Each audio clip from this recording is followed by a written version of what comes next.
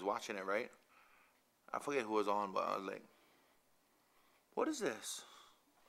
And she's like, "Oh, this is just a show for like they talk with bands and do live interviews." Like, I said, "You cannot get me on there." I said, "For real, you want to do it?" I said, "I'm here." I said, "And this is my largest fan base. I wouldn't mind doing it." I graduated with Ina. Oh yeah? Ina's a good lady. If it wasn't for Ina, my wife probably wouldn't let me come here so long. She'd probably tell me to come home. But my wife and Ina is pretty close. Good people. Okay, well, I guess first off, how did you get involved in music? Was it something that you were raised with? Was it something that you saw and then it just kind of stuck? Well, growing up in Hawaii, music was always a really big part um, of our island culture, and I was fortunate to be raised with some of my friends. Their fathers were professional entertainers. Um, my family, there was no entertainers prior to myself, right? But I have a lot of friends that their mothers or their uncles or their fathers, they were musicians, and growing up, that's kind of all we did is hang out with them, barbecues and playing music around the fire, and it wasn't until, I mean, I've been singing for a long time, but it wasn't until like maybe my teenage years that I actually knew that this is what I wanted to do. This is what I want to do, like um, music has just been around me for so long, and it kind of just stuck with me. At first, like when I first started to play music, I was like, this is fun, right? And then the more you do it, you know, the more you want to learn about it, the more you want to get into it. So, it just came a time in my life where I just said, you know what, I think this is what I want to do. When I told my mom that, she thought I was nuts. She was like, really? I was like, yeah, I think I want to play music. And she said, what do you mean, like play music, like just play here and there, or like for a living? I was like, I think I want to do this for a living. And she was like, my mom is really, really supportive, but she couldn't believe it because, there's no entertainers in our family, so she was kind of blown away, like how would I just come out and say it, like, okay, so you want to play music, but everybody else in my family, they have like day jobs. Like my uncle runs like a company in Pearl Harbor, and my mom worked at a bank, and my dad was a car sales manager, and then here was Bubba, running around as a little kid and teenager. I was like, I wanted to play music, right? And it's just something that just kind of stuck with me since ever since, really. I mean, I started singing at a very young age. My mom told me stories about me walking around the house with my brush and my toothbrush when I was like 2, 3 years old, singing songs, and it wasn't till like maybe like high school that I actually picked up my first instrument. I guess, your musical career has afforded you the opportunity to travel around. How has that been like? My musical journey has been, like many other musicians that I know, it's a roller coaster ride. It's really up and down. It all depends on who you work with, the material you come out with. I was very fortunate.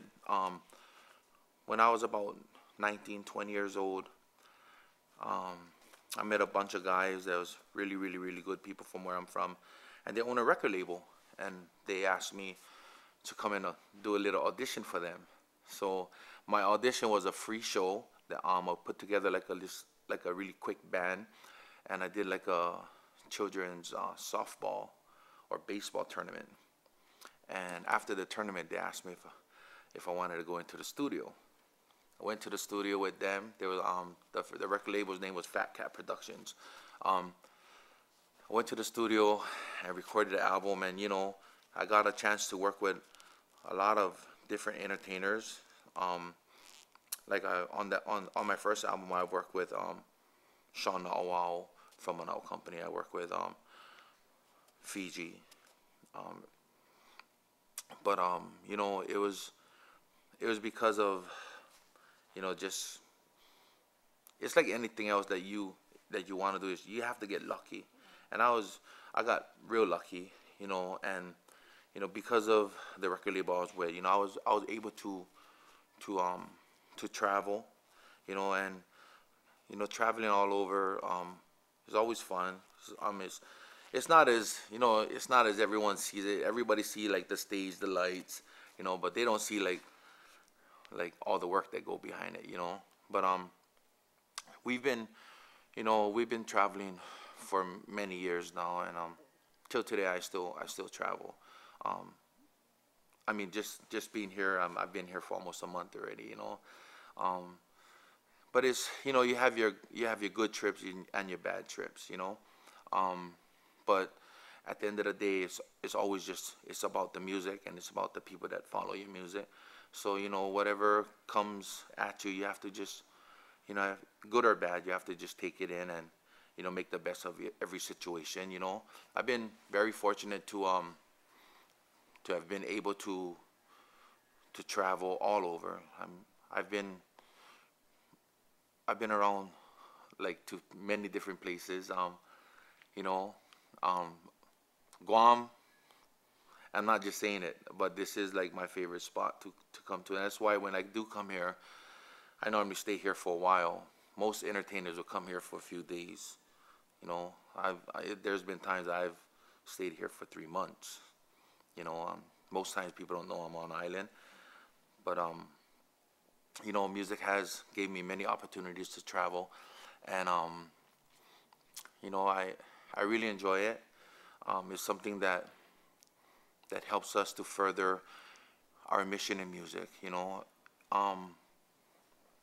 With our music, with Bubble Bee music, we have I have a mission in music. It's not just about music and writing songs and rocking concerts and doing clubs.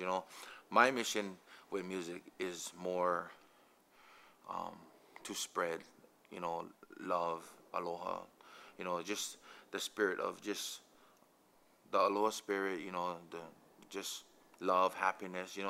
I just want to try to impact as much people as I can before I leave this world, and I must say that music has really provided me with that opportunity to get my message out with everyone. Now, throughout your musical career, is there one particular moment that really stands out to you? Oh man, that's a hard question. But you know what? The first time I came to here to Guam, it's kind of like I did a show. I'm not sure if you was there, but I did a show at Just Pirates Cove. I think it was back in, when was it? I think it was early 2000 or late 90s. I can't remember, but that was one of my more memorable shows. As far as to your question, I think that would be probably like one of my highlights right there. It's just till today. I mean, that's been almost 20 years ago, and till today, I mean, I see a lot of people all over the States, because I live in Las Vegas now, and I see so much people when I travel, and a lot of the Chamorro people that I meet on the road, they're like, "Oh, I remember when you was in Guam. I was just a little kid, and you played at Just Pirates Cove, and that was like that was like the first concert I've been to, you know. So it's that is, you know, that's probably one of my most memorable shows. As far as like moments, I think the moment that in music that I will never forget was when I was recording my first album. It was actually before I even started gigging. I was still in the studio recording my first album, and you know, it was just that moment of just, I was like shocked. I was working with all these big superstars from Hawaii, right? And I was like just blown away. I was just, you know, I was just a young adult, 19, 20 years old, you know, and I was just like, I'm gonna remember, like I remember everything that happened, like during that recording. All the other recordings just kind of like, just work, right, in the studio, record, get out. But like my first CD, like I met so much different people, worked with so much different people. It was just like, it was like just a shocking moment for me, you know.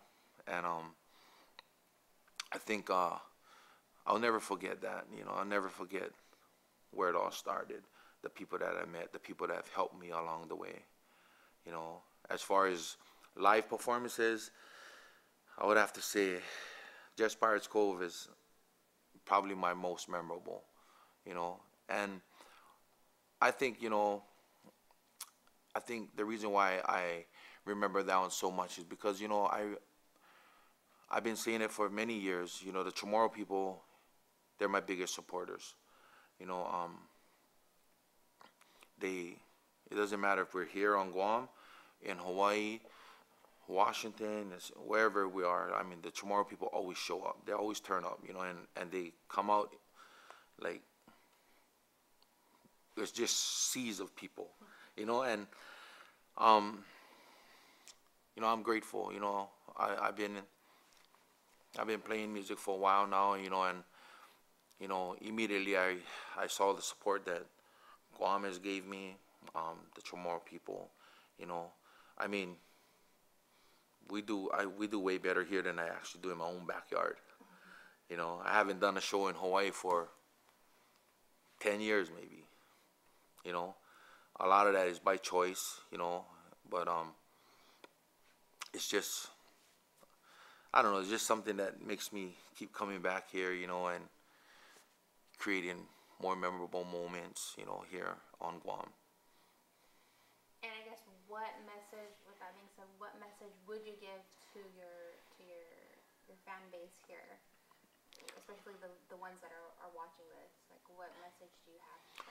You know, what I would like to say to everyone here that supports not just Bubble Bee music, but just island music in a whole, you know, I'd like to say thank you very much, you know, for the years of support. I mean, there was a time in my career where from 2005 to 2010, I didn't do one show. I took a little break. You know, I got married in 2005 and decided, you know, just to hang out with my family. And when I came off of my little hiatus, you know, it was Guam that kind of broke me out of it, because my first show was back here on Guam. You know, so I just like to say thank you very much, you know, for the years of, you know, love and support. You know, I'm truly grateful. You know, I'm grateful for, you know, the Chamorro people. I'm grateful for people that supports the island music genre, you know. So that would pretty much be, you know, my thank you to them, you know. And, you know, my message to them would be to continue to support island music, support your local artists, you know, support your local artists here on Guam as well, you know, because, you know, island music it's not, I mean, it's getting a lot more recognized now, and a lot more people is picking up on it now, because it's starting to move, you know, with a force now. Before it was just like a little ripple, but now it's starting to really move, you know. But it's still a young genre, you know, and it still needs that support from the people, you know. So I would encourage everyone, you know, if you enjoy this style of music, continue to support it, continue to download their albums, to help them to further their music so that they can continue to bring you good music as well. And, there's nothing like having support than from having support from your own people. And if the support continues to, if the people continue to be supportive, the music will only grow even more. And the music that you love, you'll be able to listen to it as you get older. Your kids will hear it. Your grandkids will hear it. So continue to support the music, the movement. Yeah.